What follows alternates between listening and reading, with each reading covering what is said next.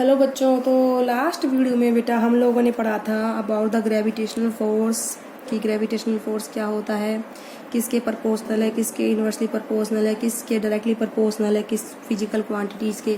फिर हमने इसका फॉर्मूला ड्राइव कराया था। उस आफ्टर दैट फॉर्मूला आया था F equal to G capital M into small m upon में डी स्क्वायर। आफ्टर दैट हमने इसी फॉर्मूले पे बेस्ड बेटा आप लोगों को न्यूमेरिकल करना सिखाए थे कि कैसे हम ग्रेविटेशनल फोर्स के न्यूमेरिकल्स को सॉल्व करते हैं। अगर हमको दोनों बॉडी का मास दिया हुआ है, उनके बीच डिस्टेंस दिया हुआ है, तो सिंपली हम अपने फॉर्मूले में F equal to G M into M upon में डी स्क्वायर में हम क्या करते हैं, उसमें वैल्यू क्या कर देते हैं बेटा, पुट कर देते हैं। तो ये सब हमने लास्ट वीडियोज़ में पढ़ चुके हैं। अब हम इसकी आपकी जो वीडियो अब इनसे पढ़ेंगे, जो हमने ग्रेविटेशन पढ़ा है, यूनिवर्सल जो लॉ है ग्रेविटेशन का, इसकी हमारी लाइफ में क्या इंपॉर्टेंस है, यूनिवर्सल लॉ ऑफ ग्रेविटेशन हमारी लाइफ में क्या रोल प्ले करता है, हम किस में पढ़ेंगे आज की वीडियो में। तो यूनिवर्सल लॉ ऑफ ग्रेविटेशन है जो सक्सेसफुली एक्सप्लेन सेवरल फिनोमिना। इसने काफ़ी सारे फिनोमिना को सक्सेसफुली, मतलब जो सक्सेस रहे, मतलब जिनका रिजल्ट पॉजिटिव रहा है, उनको क्या करा है, एक्सप्लेन करा है। उन्हीं सब फिनोमिना सबसे पहला नंबर का है the force that bind us to the earth. क्या बेटा, वह फोर्स जो हमको बांधे रखता है अर्थ के साथ क्या रखता है, बांधे रखता है। हिंदी में अगर मैं बात कर रही हूँ तो वो कौन सा फोर्स है बेटा, ग्रेविटेशनल फोर्स है। कौन सा फोर्स है बेटा, वो ग्रेविटेशनल। अगर ये ग्रेविटेशनल फोर्स अगर एग्जिस्ट ना करे between the us and earth, हमारे अर्थ के बीच में अगर ग्रेविटेशनल फोर्स एग्जिस्ट नहीं करेगा तो बेटा हम शायद हवा में ही एयर में ही फ्लाई कर रहे होते हैं। क्या कर रहे होते बेटा, एयर में ही फ्लाई कर रहे होते हैं और ऐसे हवा में हम तैर रहे होते हैं, ठीक है। तो हम अर्थ के साथ नहीं बाउंड होते हैं। ये ग्रेविटेशनल फोर्स इतना इंपॉर्टेंट रोल प्ले करता है कि हम सारे जो ट्रीज़ हैं, हम हैं, ये जो बिल्डिंग्स हैं, ये सब क्या है, अर्थ पर टिकी हुई है। क्योंकि कोई भी दो ऑब्जेक्ट है, उनके बीच अगर मास है, उनमें अगर मास है तो उनमें ग्रेविटेशनल फोर्स तो लगेगा ही। और वो ग्रेविटेशनल फोर्स हमेशा अट्रैक्टिव नेचर होता है, यानी कि दोनों ऑब्जेक्ट को आपस में क्या रखता है, बाइंड करके रखता है। क्या रखता है बेटा, दोनों ऑब्जेक्ट को आपस में बाइंड करके रखता है।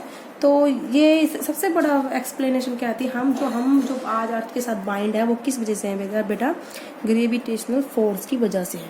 क्लियर है। सेकेंड आता है the motion of moon around the earth. हम जो मून है अर्थ के चारों रिवॉल्व करता है, ठीक है, अर्थ के अराउंड रिवॉल्व करता है। तो वो अर्थ के अराउंड रिवॉल्व करता है, मून कैसे रिवॉल्व करता है, ऐसा कौन सा फोर्स है। हमने बोला है जब भी कोई ऑब्जेक्ट या बॉडी सर्कुलर पाथ में रिवॉल्व करती है अराउंड अनदर बॉडी, ठीक है, जैसे मून है, ये अर्थ के अराउंड रिवॉल्व करती है, ठीक है। तो मून रिवॉल्व करी तो अर्थ के अराउंड दैट सर्कुलर पाथ में रिवॉल्व करती है, हम ऐसा मान लेते हैं। तो सेंट्रीपिटल फोर्स चाहिए। कोई भी ऑब्जेक्ट अगर सर्कुलर पाथ में रिवॉल्व करता है तो उसको सेंट्रीपिटल फोर्स जरूर चाहिए, ठीक है, नेसेसरी है। तो ये सेंट्रीपिटल फोर्स कहाँ से आता है, तो इस सेंट्रीपिटल फोर्स को बेटा कौन प्रोवाइड करता है, gravitational force between the earth and moon. जो अर्थ और मून के बीच में ग्रेविटेशन का फोर्स होता है वो क्या प्रोवाइड करता है, सेंट्रीपिटल फोर्स, ठीक है। तो सेंट्रीपिटल फोर्स प्रोवाइड करता है जिससे ये अर्थ मून सिस्टम बेटा बाइंड रहता है। क्या रहता है, बाइंड। अब लेकिन मून ही क्यों रिवॉल्व करती है अर्थ के अराउंड, बिकॉज मून का मास बेटा क्या है, कम है। अगर किसी ऑब्जेक्ट का मास कम है तो उसमें एक्सेलरेशन ज़्यादा प्रोड्यूस होता है, ठीक है, एक्सेलरेशन ज़्यादा प्रोड्यूस होता है, तो इसलिए मून में एक्सेलरेशन ज़्यादा प्रोड्यूस होता है।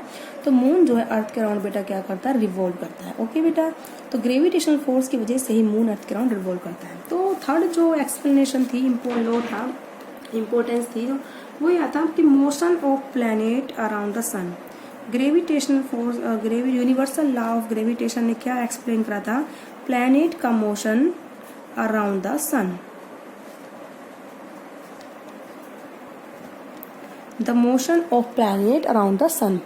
देखो बेटा, जितने भी प्लैनेट है सन के अराउंड रिवॉल्व करते हैं, ठीक है। अब ये सन के अराउंड रिवॉल्व कर रहे हैं, सेम फिनोमिना है कि सेंट्रीपिटल फोर्स चाहिएगा, रिवॉल्व कर रहे हैं वो किसी भी ऑब्जेक्ट के अराउंड, यानी कि सन के अराउंड रिवॉल्व कर रहे हैं प्लैनेट, मार्स, वीनस, अर्थ, मरकरी, वीनस, अर्थ, मार्स, जुपिटर, ये सब है जो तुम्हारे सैचुरन, वीनस, सैचुरन, ठीक है, प्लूटो, ये सब जो प्लैनेट है रिवॉल्व करते हैं सन के अराउंड। तो इनको सेंट्रीपिटल फोर्स चाहिए। वो सेंट्रीपिटल फोर्स कहाँ आता है बेटा, due to the force of gravitation. कहाँ से आता है वो centripetal force, by the force of gravitation. तो जो हमारा अर्थ और सन के बीच में क्या लगता है, ग्रेविटेशनल फोर्स लगता है। क्या लगता है बेटा, ग्रेविटेशनल फोर्स लगता है। लेट ऐसे आप मान सकते हो, ये जो सन, ये हमारा क्या है, सन है, और यहाँ पर ये क्या है बेटा, अर्थ है, ठीक है। ये अर्थ चारों रिवॉल्व करती है सन के। ठीक है। तो सन आपको बता दूं बेटा, अर्थ है जो सन के अराउंड इलिप्टिकल पाथ में रिवॉल्व करती है। किस में रिवॉल्व करती है? इलिप्टिकल पाथ में रिवॉल्व करती है। सन एक फोकस पर प्रेजेंट होता है, तो इलिप्टिकल पाथ में रिवॉल्व करती है, तो इनकी भी सेंट्रीपिटल फोर्स चाहिए होता है। अगेन सेंट्रीपिटल फोर्स कहाँ आता है? ग्रेविटेशनल फोर्स से। ठीक है, तो इन दोनों ऑब्जेक्ट का मास है, सन का भी मास अच्छा है, अर्थ का भी मास है, हैवी अर्थ भी, तो इन दोनों के बीच अच्छा वाला ग्रेविटेशनल फोर्स लगता है, तो उसका जो ग्रेविटेशनल फोर्स होता है वो हाई होता है। अब लेकिन अर्थ ही क्यों रिवॉल्व करती है सन के अराउंड? बिकॉज सन का मास क्या है बेटा? ज्यादा है, अर्थ का मास सन के कंपैरिजन में कम है, तो अर्थ में एक्सेलरेशन ज्यादा प्रोड्यूस होगा। एक्सेलरेशन ज्यादा प्रोड्यूस होगा तो अर्थ क्या रिवॉल्व करती है? सन के अराउंड। ठीक है, इसके नेक्स्ट जो एक्सप्लेनेशन थी वो क्या था बेटा? जो समुद्रों में लहरें उठती हैं, क्या उठती हैं समुद्रों में? लहरें, तो हम बोलते हैं टाइड्स। क्या बेटा? टाइड्स। तो फोर्थ एक्सप्लेनेशन क्या थी यूनिवर्सल लॉ ऑफ ग्रेविटेशन की?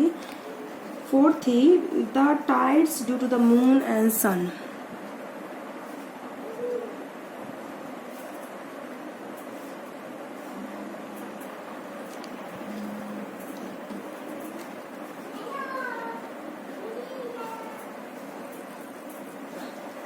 ठीक है, जो समुद्रों में लहरें उठती हैं, ठीक है, जो ये दे रखा है मैंने, tides due to the moon and sun. बेटा ये कैसे उठती हैं लहरें? देखो,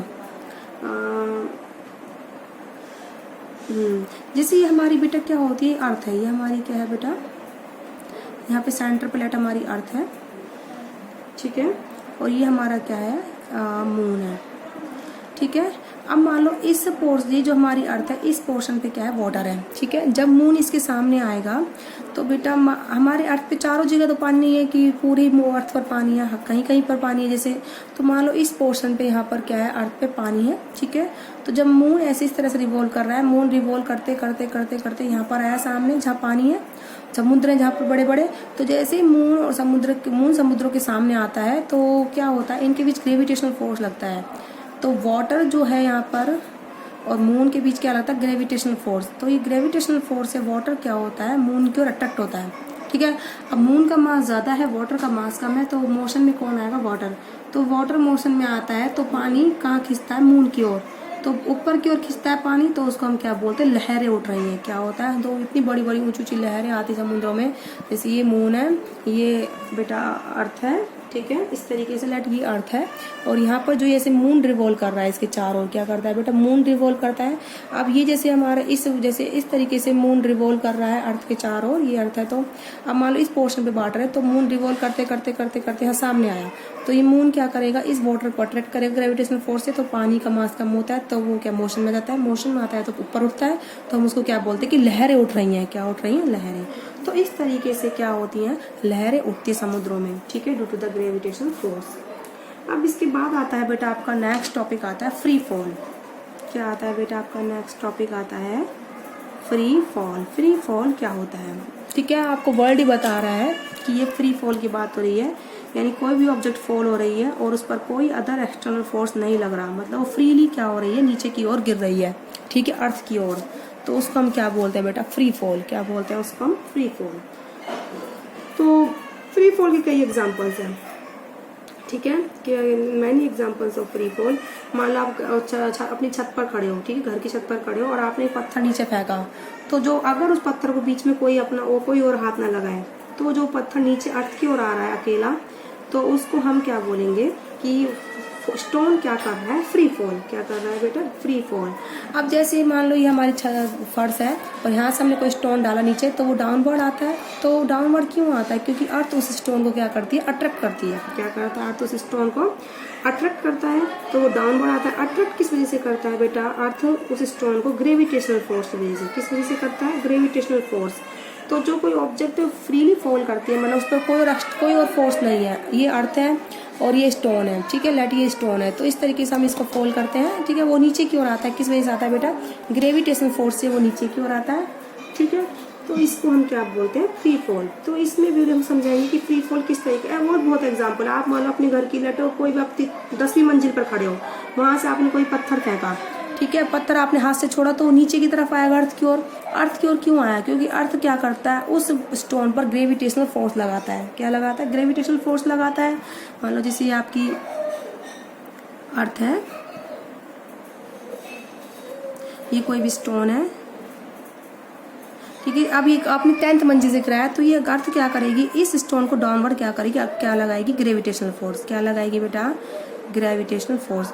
उस ग्रेविटेशनल फोर्स से क्या होता है, स्टोन और अर्थ के बीच में क्या लगता है बेटा, फोर्स लगता है। तो स्टोन अर्थ को अट्रैक्ट करेगी और अर्थ किसको स्टोन अट्रैक्ट करेगी, स्टोन को। लेकिन फर्क इतना है कि दोनों ही बराबर फोर्स अट्रैक्ट करते हैं, अर्थ और स्टोन। स्टोन अर्थ को अपनी ओर खींचता है और अर्थ स्टोन को अपनी ओर खींचती है। लेकिन इस अर्थ का मास ज्यादा है तो वो तो मोशन में नहीं आती, स्टोन का मास कम है तो मोशन में आ जाती है, उसमें एक्सेलरेशन प्रोड्यूस हो जाता है। तो अर्थ खींच रही है स्टोन को अपनी ओर और वो मोशन में आ गई, तो वो कैसे होती है बेटा, डाउनवर्ड। इसको अब जो अब मान लो अब स्टोन गिर रहा है तो इसमें बीच में कोई और फोर्स ना लगे, सिर्फ अर्थ का ही फोर्स लगे ग्रेविटेशनल का, तो इसको हम क्या बोलते हैं बेटा, फ्री फॉल। क्या बोलते हैं इसको हम, फ्री फॉल। ठीक है। तो अब हम इसमें पढ़ेंगे कि क्या कोई डायरेक्शन चेंज होगी फ्री फॉल में, या फिर वेलोसिटी जो है ऑब्जेक्ट की चेंज होगी या फिर नहीं होगी फ्री फॉल में। इन सब के बारे में हम क्या पढ़ेंगे बेटा, इसमें डिस्कस करेंगे कि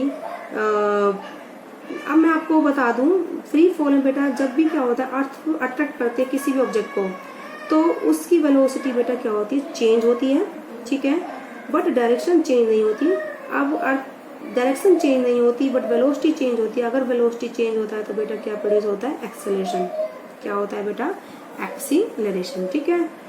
तो इस चीज को मैं लिख देती हूँ यहाँ पर नोट बना के, जब भी फ्री फॉल होगा, ठीक है, आप लिख सकते हो फ्री फॉल यहाँ पे नोट बना के, in free fall there is no change in direction, there is no change in direction of object। ठीक है बेटा। अब दूसरा है बेटा, in free fall velocity will be change. ठीक है। अब due to change in velocity क्या प्रोड्यूस होता है बेटा, एक्सेलरेशन। क्या प्रोड्यूस होता है, एक्सेलरेशन।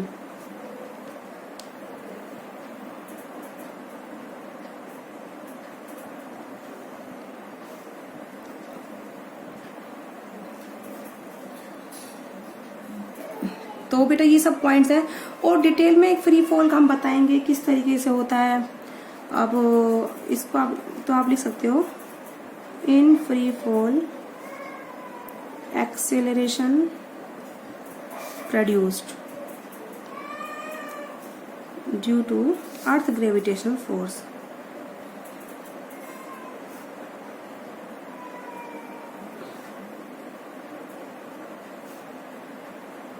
ठीक है। फ्री फॉल में बेटा क्या प्रोड्यूस होता है, एक्सेलरेशन प्रोड्यूस होता है due to the earth gravitational force which is called acceleration due to gravity. इसको हम क्या बोलते हैं बेटा, एक्सेलरेशन ड्यू टू ग्रेविटी। ठीक है। ये सब पॉइंट्स हो गए फ्री फॉल के।